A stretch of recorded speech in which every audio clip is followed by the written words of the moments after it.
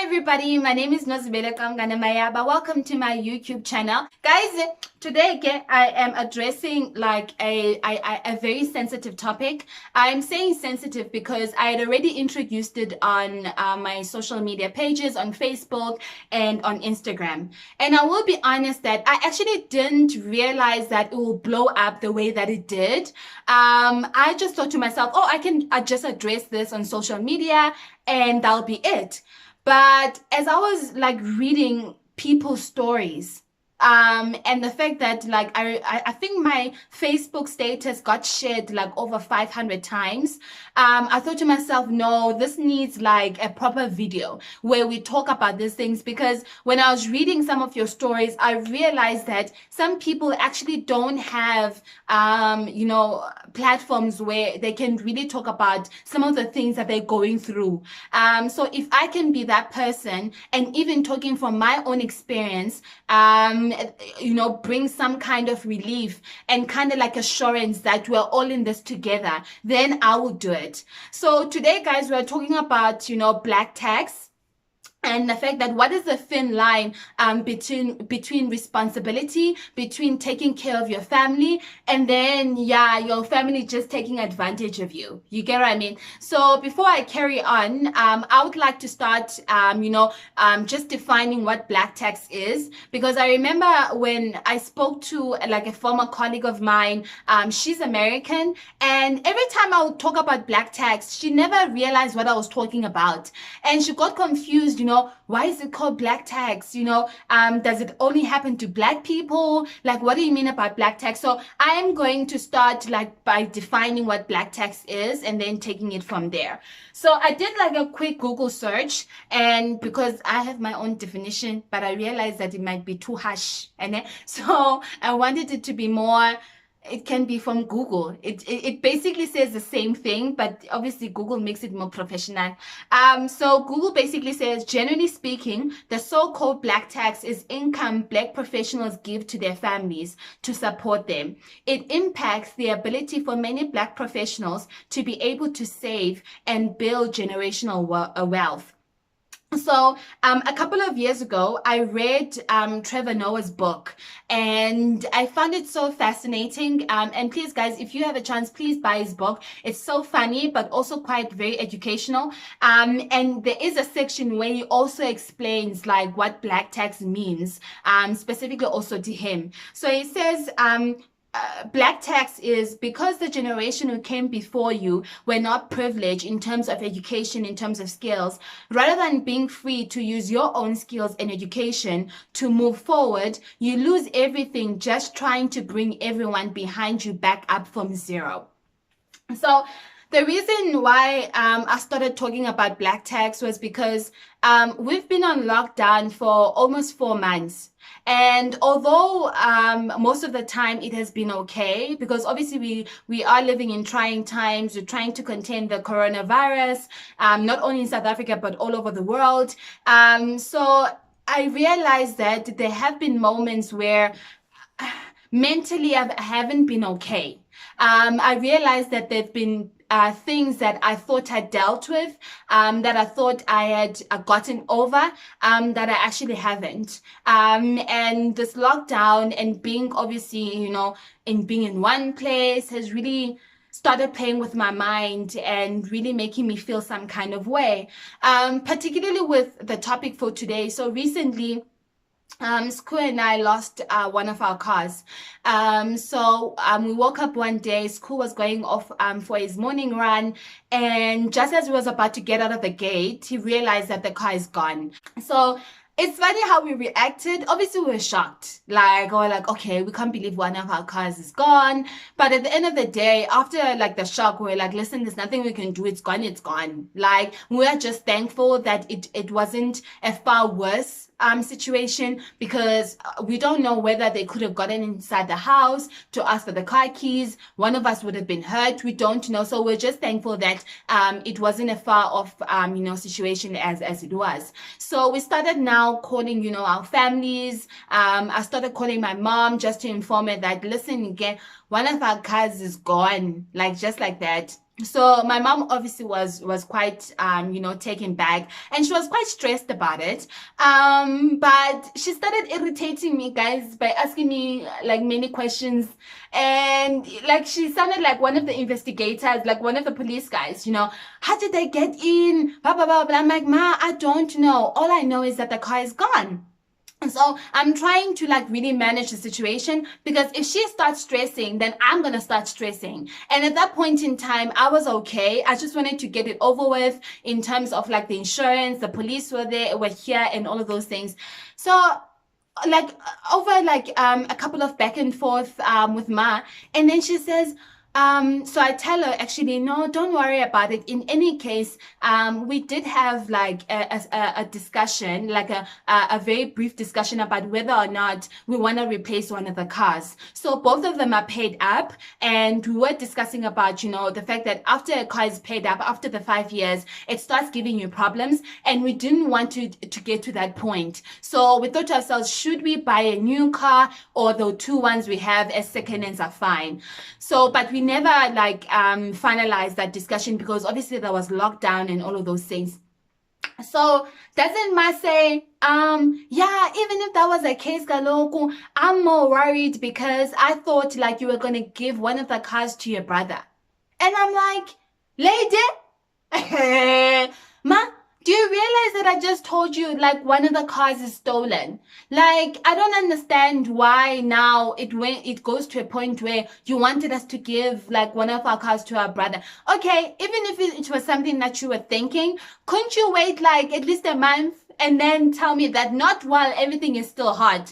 Because it's giving me an impression that you don't care about what I'm saying. Now you're thinking about something else, and there's a reason why I reacted that way, and I would explain like later on. Now, before I carry on, I just want to make a plead with you guys that are watching. If you have had a different experience when it comes to your family, if you have had a different experience when it comes to this topic with your family, it is okay. But I want you to understand and acknowledge that not everyone has had that experience. I'm saying this because I know there's been one or two people like trying to really overshadow and overlook different experiences and really traumatic things that people have gone through by saying, yeah, it is your responsibility to take care of your family, stop complaining, blah blah blah blah blah. Like the even my story that I'm going to share now is not as severe as what people have gone through. So can we please really just respect each other and respect the fact that I respect where you're coming from, you can to respect where I'm coming from, and we're just going to leave it like that. We're just going to learn from each other. So let me start from here. The reason I reacted that way and I felt some kind of way about it, because really after that discussion, I was not okay for a couple of days, because I started thinking about other situations that I've had with my family. It just ignited other things that, as I said, I thought I had dealt with, but I realized that I haven't. So when it comes to me, guys, I've told you that I didn't grow up privileged. I didn't grow up having everything. We actually grew up very, I'll say, poor. My mom was a cleaner. She didn't get paid that much. Looking after my brother and I and other siblings, was quite hard. And for some reason, it's not even something that my family said to me, but as early as 12 years old, for some reason, I felt like I needed to be my family's savior. I needed to be my family's hero. That everything that I did was always centered around like my family and making sure that everyone is okay. Now, as a 12-year-old, and I recall like my friends, like where I stayed, a 12-year-old is still playing outside. A 12-year-old is still like having a great time being a kid. But I started sacrificing like my childhood from as early as 11 or 12. I remember I started, reaching out to my dad who had businesses, and I told him that, I would like an opportunity to go and work for him with the hope that he's going to give me money so that I can give it to my mom. And then somehow it's going to help her in feeding us and all of those things. So I mean, back then, I guess I did understand, where we're coming from. The fact that I needed to do what I needed to do in making sure that we are okay.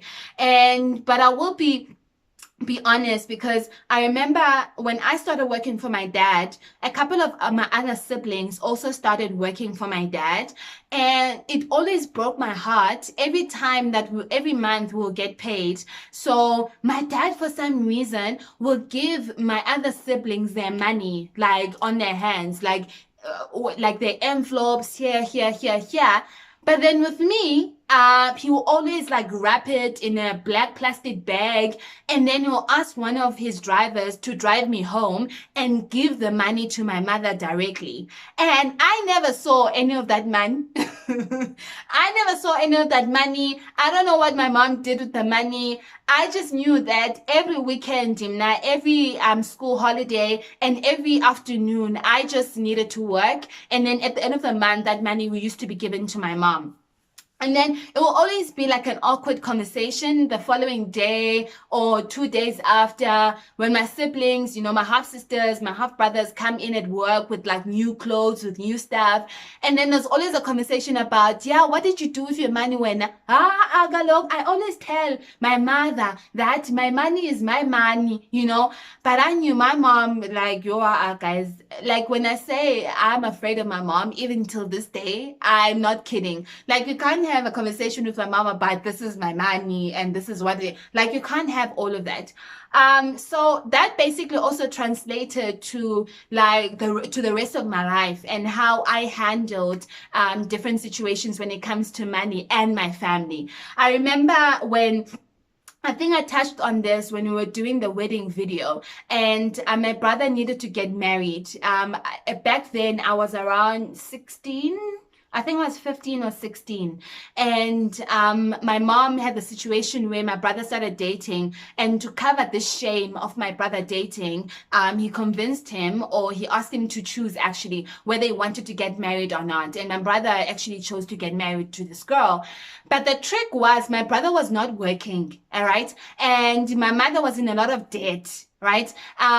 So in a lot of debt, trying to fix our house and other debt that we didn't even know about. So I was like, I mean, as early as 15 or 16, it wasn't rocket science when I thought to myself, okay, if these guys are going to get married, what are they going to get married with? Like, we don't have money. What's going to happen? So my mom went and went to the bank to loan another money, additional money, so that my brother can go and lobola to his bride's home. What I mean about that, once again, lobola basically going to the bride's family and paying money so that you can build relations. You basically bringing two families together. So it was I felt some kind of way about it, because back then I was in matric and I was quite heartbroken about the fact that Umama knew that I'm going to have a situation where I'm going to have to go to university. I'm going to pass matric and I need money to go to university. So I didn't understand why she will go and loan money for my brother to get married rather than loaning money for me to go to school, right? But once again, guys, again, in our household, when my mom has, made a decision, you go with that. So I felt some kind of way about, okay, what am I going to do? Right? Like, what are you asking me to do? Are you asking me now not to go to school? Is that what you're basically saying to me? But thankfully enough, I got a scholarship and I was able to go to university.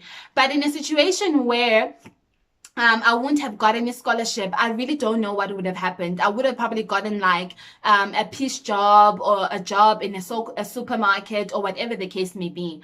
So after my mom had paid ilobola to the bride's family, we were lucky enough again that the bride's family said no, they're going to take care of the wedding, right? They're going to take care of all the costs. Not that it didn't come with its own controversy, right? But again, they said they're going to take care of whatever they wanted to do. But it also left the responsibility, right, of the fact that when the bride is being brought to our home, as introducing her to now her new home, we needed to cater for her family, and we also needed to cater for everyone that's going to come through and do like a welcome ceremony and all of that. And that also costs money. So my mom was stressing about, yo, Nozi, what are we going to do now? What is going to happen? I don't have money, blah, blah, blah, blah, blah. And I was quite irritated about it because like she wasn't having these conversations with the guy that is in the center of this marriage or this wedding. She was having it with me, right? So I was also getting stressed, you know, about the fact that my mom is stressed and I needed to make a plan. Guys, I was 15, 16, right? Like almost I was in matric and I was just about to matriculate. I shouldn't be worried about people that are going to get married because I wasn't getting married. Do you get what I mean? So I thought to myself, okay, let me go back to work because I had wanted to take some leave from actually working out in the afternoons over the weekends and over school holidays because I wanted to focus on, you know, it was my final year of high school and I wanted to make sure that I get like good marks. But because there was this thing now that I needed to take care of, I went back to work, right? So I started now working for my dad again. I earned money and then that money I gave to my mom. But okay, go and buy like the groceries that you need to buy so that when the bride and his family come to our home, we have something to welcome them with, right? And then right after that, I went to school, I went to university, and then I secured my first job at 19 on my final year of university. And then I remember, like, I mean, again, guys, I'm someone who's very open. So when I got my first job, it was a really, really big deal. And I thought to myself, you know, I'm going to be able to take care of my family. This is it. It was never about me. So I remember when I got my my first paycheck at the company, they said, you know, they're going to pay me 8,500 Rand. I told my mom immediately that, oh, I'm going to get paid 8,500 Rand. She was very excited, guys. And she was like, yo, you're going to get paid more than me. And it was so exciting. She was getting paid, I think, 3,000 Rand gross. And then she was probably taking about 2,000 Rand or less. Even more so that she had loans and all of those things. So she was really excited. First paycheck. Yo, guys, it was quite difficult, okay? And she was like, look, I need to know when you're getting paid. And on my payday, like, there was not a discussion. Need to give her the card, and basically she's now, okay, you're getting paid 8,500 Rand. I have a medical aid, guys, that I needed to take compulsory. I had e-taxi, I had all those deductions. So I probably took just over 7,000 Rand home, Yamone, as my salary. So mom was like, okay, I need 4,000 Rand from that 7,000 Rand. That is going to be my allowance and also your contribution to our home, right? It was not a discussion whether or not I'm agreeing with this or not. It was a matter of, I'm telling you that you are going to give me 4,000 Rand on your salary, and then you can do whatever you want with the rest. With the rest, guys, I needed to pay like my tithes, like at church. I needed to pay insurance. I needed also to make sure that I do some kind of renovations inside the house because now I'm working, all right? And any other things that I wanted to do in that 3,000 Rand that was left. And also I needed to make sure that I cater for my transport. Like, I don't need to do immense, guys, in terms of like how much money did I have left? Like there was none. Always, there would always be a discussion, like there would always be a struggle in me meeting, like, or getting into another month, because within a couple of days, like I will be out of cash. And it was always like a difficult conversation when I will have to go to my mom and ask her about, can I lend? Can you give me money for transport? Because she was like, hey, Nozi, what are you doing with your man? Like, I don't understand. I only take about 4,000 rand. Why do you always not have money?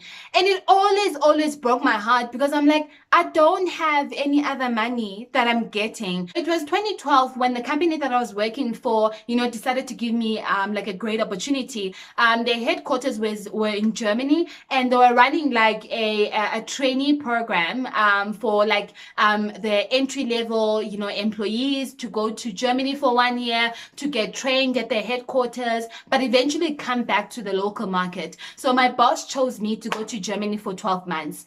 Okay, guys, so it was a great opportunity. I went to Germany, but even when I was in Germany, I still remember it.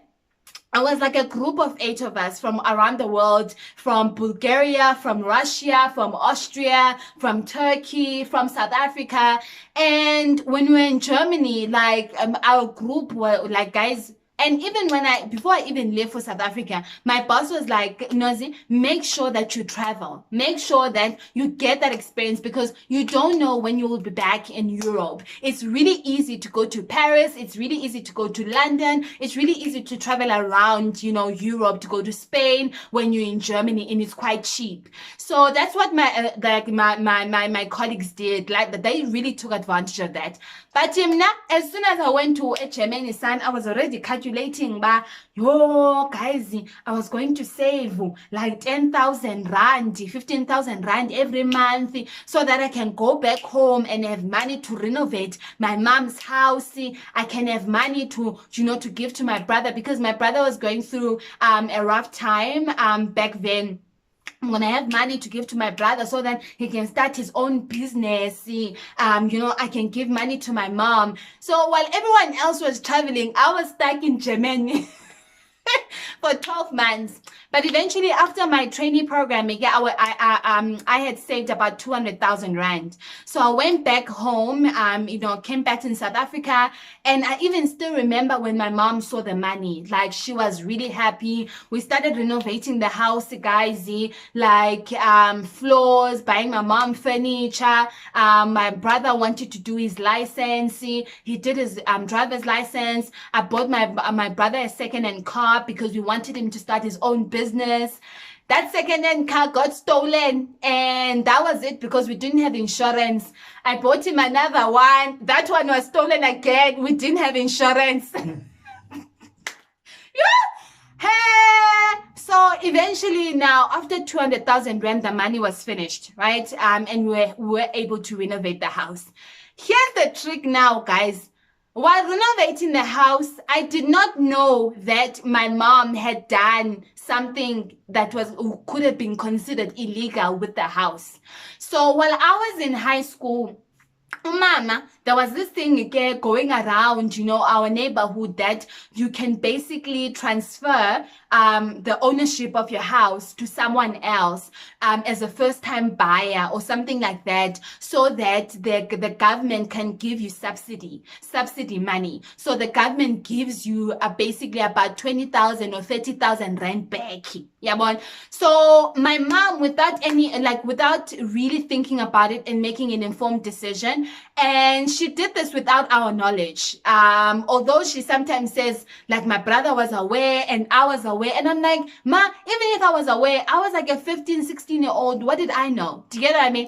So she basically transferred like the ownership of the house to my brother, to my cousin brother. My cousin brother is basically my aunt's son, right? So the ownership of the house got transferred. Now I'm coming back from Germany. I'm renovating the house, right? So 2 years after that, I buy a new house. So with the intention that, okay, my brother does not have a house, And guys, I'm hoping you're following all of this. Like, there's nothing in this story that is talking about what did I do for myself and all of those things. So I decide, no, my brother doesn't have a house, so I want to basically buy my mom a house, and I'm going to basically move with my mom and leave my brother with the newly renovated house, so that he can take it. That house can belong to him. Do you get what I mean? So that happened. I bought a new house. My mom and I moved, and then my brother now took over the other house. So a couple of months after that, it wasn't even a year, guys, my cousin comes back and says, because now, as I've said, the title deed is under my cousin, and my cousin just got married, right, in community of property. So my cousin and his wife come knocking at our doors to say, Bana, he's basically kicking my brother out of that house, because that house legally, it belongs to him. All right, he doesn't care what agreement there was between him and my mother, but the fact that now that house belongs to him legally, he's kicking my brother out, and my brother is basically, yeah, guys, my brother is being kicked out. Guys, in Nike, the problem is we couldn't do anything. We couldn't do anything legally, because we can't go to the lawyers and say, no, we were pretending as if we were selling the house, but we were not actually selling the house. Basically, we're going to say we were robbing the state. Do you get what I mean? So we had to forfeit the house. And my cousin, the funny thing is, my cousin basically sold the house for 200,000 rand, the same amount of money that I invested in renovating the house. My cousin's brother actually sold it for the same amount, right? So basically 200,000 rand down the drain. Guys, I'm sort of laughing now. It's my coping mechanism, because if I don't laugh, I'm going to start crying, honest to God. Basically, the reason why I'm sharing this story, guys, is because I'm trying to shed light in how for some reason, even though like I've always been the younger one or the youngest, I've always been like in the forefront, but lady, make a plan. This is the situation. This is the trouble that we're in, and we know you can make a plan. And I don't blame them, because that's what I had instilled in them. All right. And to the point where when I started now getting older and wanting to be more independent and wanting to, handle my own money, wanting to build myself, wanting to build my wealth, by building my wealth, meaning that telling them, okay, guys, Galo, like I've done everything that I was able to do. Like I've worked for you for more than 10 years. It's time for me now to take care of myself. It was quite like, it was quite something. It really came across now as if like I think I'm better than everyone else, and I'm like, that's not the case. As I've said, like all of these things that I've told you about, I feel like I have already brought people to a level where they should have been independent by now, or should have been at a certain level that I can't do anything further than that. And guys, I was like compromising myself, because by the age of 21, 22, I had already like clothing accounts that I didn't even like, I don't even recall taking one item of clothing in those clothing accounts. And what's worse is that I wasn't even paying those clothing accounts. And I remember when I needed to buy my mom's house, like the bank, I think 2 banks rejected me, because they said, Bana, there's clothing accounts that I've not been paying. So they can't trust me enough to give me like the bond, because now my credit is not good. By the age of 21, I did not have a savings account, because everything that I was earning was going back to my family. Now, the cherry on top when it comes to this matter, guys, is when I needed to get married, right? So this was 2018. So although my mom like was happy about me getting married, but there was also a sense of economically, what is this going to mean? What is this going to mean? And am I not going to receive any money anymore because now you are married and all of those things? So I'll go into detail about, I'll think about whether I should do a separate video regarding this, although I'm still unsure about it because I don't think I've recovered from all of it. So when I needed to go get lobolad, when school's uncles needed to go to my house to ask for my hand in marriage, Ma was on some kind of like, yeah, no, whatever amount of money that we are going to, to basically quote you or quote school's uncles, it needs to compensate the fact that you're not going to be living in this house and you are not going to get money from you again, right? So I'm like, no, that's not the intention, like, of school's uncles coming to my house, as far as my understanding. For that reason, like, my negotiations were postponed like twice. My negotiations were postponed twice because of that. My mom was not agreeing. She had a certain level of, her threshold was quite very far. Anyway, guys, so eventually though we got married, but I will admit that although I have tried my level best to not detach, but really try and build my own self, my own income, my own wealth by detaching myself from all the responsibilities that I've had at home. I still pay for my mom's house. I still give her an allowance. I still pay for their water rates and all of those things. But beyond that, I really, like, I always I always tell them, like, I can't go beyond all of that. And it's always a difficult conversation. So the intention of this video, after all of that, I'm sorry about that, is to really give you a couple of things. The first thing, you always have to make sure when it comes to family, you always have to manage their expectations.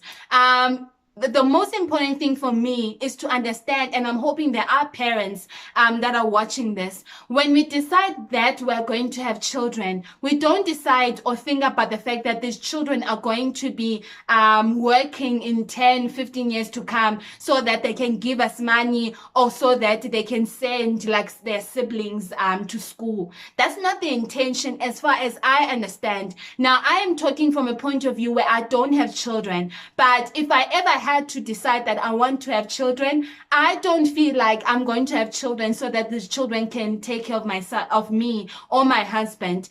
In actual fact, I believe, and I always have this conversation with the school, is that I want, because people keep on asking us all the time, when are you going to have children? How many children do you want? It doesn't just happen, guys. We want to make sure that we have a good foundation financially, like mentally, and all of those things. We have built ourselves enough so that we can have children, and make sure that we provide all that we can so that children don't grow up the way that we did. So the first thing really is managing the expectations of your family and making sure that they understand, guys, you are not budgeting with your kids. Lord, that's not the intention. Kids, let kids be kids. And even when they do get when they do get children, jobs. Now I'm talking about people that I know that are quite responsible and they know what their responsibilities are. They're not just going to turn back on their families, and knowing that their families are struggling, they're not eating and not send money back home. But it shouldn't go to a level where it becomes toxic. And people are going into debt.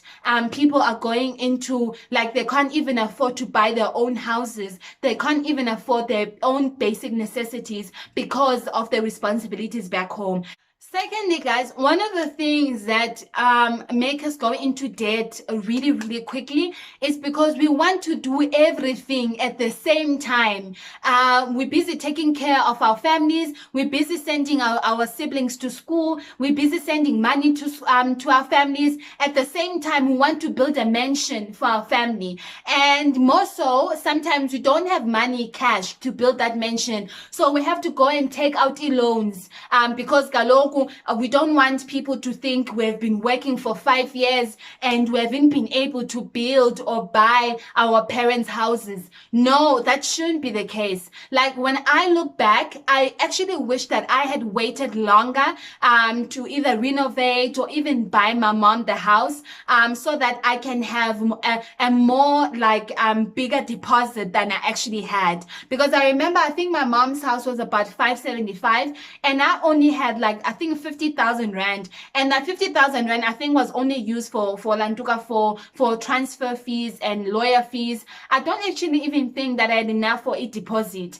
So when I look back, I wish I had built more on my money in terms of saving so that I can have a better deposit with the hope that it's going to decrease the money that I need to pay the bank every month. Thirdly, guys, you are going to have the emotional intelligence when it comes to this topic. You are going to have like, you're going to have to be very firm and very assertive. I don't know how many names that my mom has called me when I don't want to give her money. Like, I don't know how many, like, really, really nasty names that she has called me when I say no or when I don't want to give her money. And in most circumstances, it's not even a matter where I don't want to give her money. It's just that I don't have. So in most cases, I read some of your stories, like the emotional abuse that comes with saying no. Sometimes we feel like it's not worth it. Because we're trying to compensate for that, we go into a lot of debt. So you are going to have to understand when you say no, there's going to be a lot of pushback. You are going to be called names. People are going to remind you where you're coming from. Oh, it's this when you didn't have you always wore like different socks or even like socks with holes when you're going to school. Now you can afford socks. You think you're better than us. Oh, now you are working in Johannesburg. You are working in Durban, because for some reason when you're working in these big cities, it automatically makes our families think that we're earning so much money. Like my mom thinks I'm earning like R1 million a month. My mom thinks I have money. She even sometimes says I'm stingy, and I'm like, I'm not stingy. Like, I don't have money. Like, I don't have money more than what I'm giving you. Do you get what I mean? So there is sometimes a perception that we're earning more money than we actually are, and we're not. So when you're saying no, understand what that no is going to come with. The thing is, guys, is that, for example, my mom is 70, right? Is 71 or 72. And I've been frustrated because, I always have a conversation with school or with my brother, and I'm like, I wish your mama can sometimes understand some of the hurt, that comes sometimes with her words or some of her actions. For example, like the car issue, so and really sometimes I'm like, actually, it's very hard for especially our parents to unlearn izinto.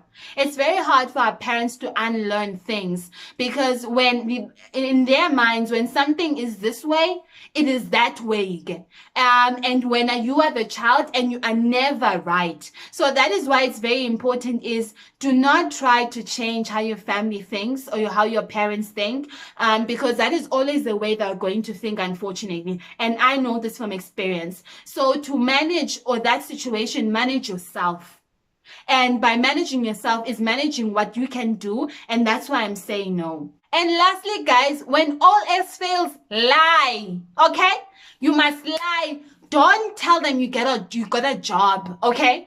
Don't tell them. If you are doing an internship, do that internship for 5 years. If you are getting paid 2,000 rand, get paid 2,000 rand for 5 years. Do not talk about, I got an increase, from work, because Mona, that increase means 100%, 200%. It doesn't mean that it's 5%, 6%. And that excitement and telling them about that increase is what sometimes brings unnecessary expectation with them thinking that you're getting money that you're actually not getting paid. So recently, like when I got like promoted at work, I didn't tell my mom, but it was quite a funny story because I needed to change like it details, right? Beneficiaries and all of that jazz. And I did not know her ID number, and I did not know some of her like details. So I needed to basically call her. So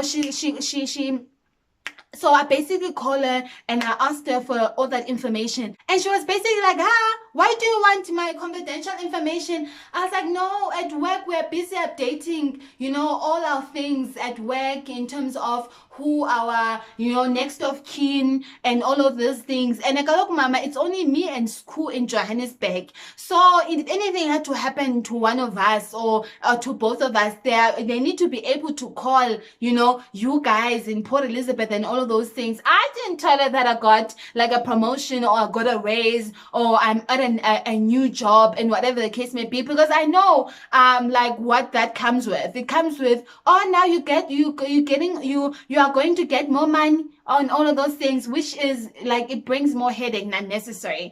So I really hope, guys, I know this has been a really long video, but overall, I really hope that this really has helped. Our families are not going to change.